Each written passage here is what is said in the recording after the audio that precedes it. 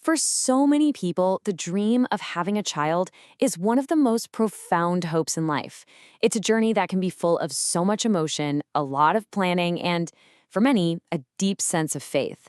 Today, we're going to dive into some really heartfelt advice from a popular guide by Mama Houida, and we're going to break down her holistic approach to conception, one step at a time. Let's get into it. So, here's how we're going to break it all down. As you'll see, this is a truly holistic journey.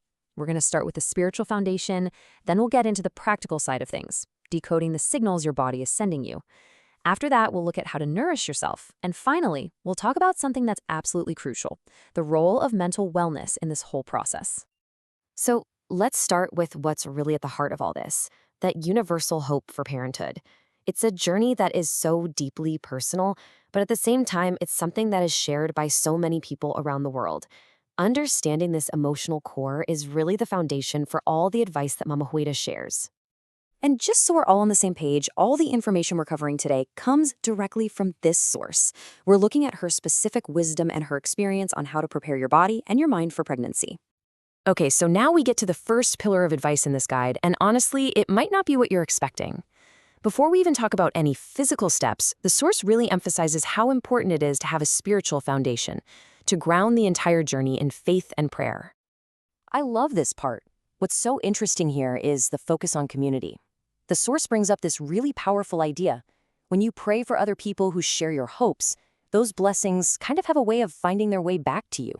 It's all about collective support and that shared faith. And this is where she gets really specific about what that looks like. It's not just some vague idea of having faith. We're talking about consistent prayer, seeking forgiveness, a practice in Islam known as istighfar. And this is so important, actively praying for other people on the same journey. And finally, being direct and asking for what your heart desires. All right, so once that spiritual foundation is in place, we pivot to the really practical physical stuff. This next section is all about learning to listen to your body and really understanding its signals so you can identify the most fertile time for conception. Okay, so this is key, according to the source. The single most reliable sign of ovulation that you can track at home is a distinct rise in your basal body temperature, and that's just your body's lowest resting temperature. This definition is the foundation for the whole method. And here's exactly how you do it. The trick here is all about consistency and timing. You have to take your temperature the absolute first moment you wake up. I mean, before you get out of bed, before you talk, even before you have a sip of water. The morning you see that little spike in the number, bam. According to the source, that's the day. And this is really important. Mama Houida stresses that it doesn't matter what other advice or traditional recipes you might be following. This practice of tracking your temperature and just getting to know your own body, that's the non-negotiable foundation of the whole physical process. Okay, so you've identified your fertile window. Now what? How can you best support your body during this time?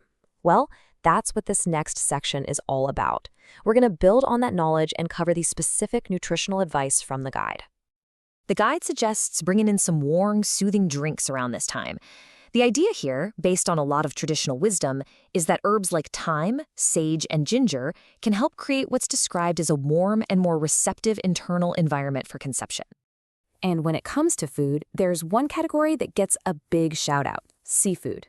The source suggests that eating all different types of seafood can really help support the process and, as she puts it, speed up the fertilization of the egg.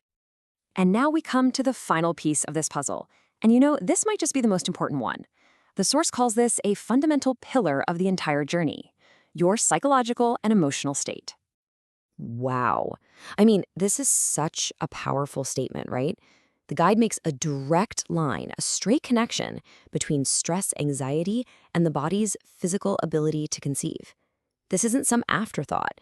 It's positioned as a primary factor in this journey. So, the source really asks us to sit with this and reflect.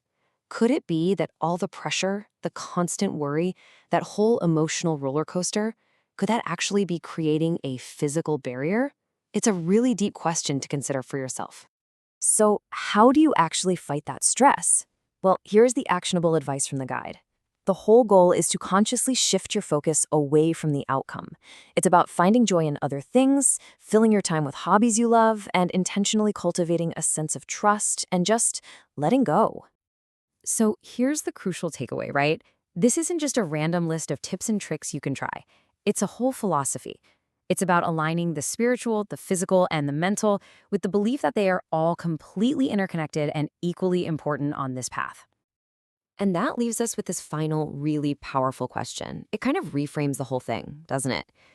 The guide really encourages us to stop seeing this journey as just a medical procedure, and instead to see it as a deeply personal path, one that's shaped by the interplay of faith, physical wisdom, and the gentle, essential act of self-care.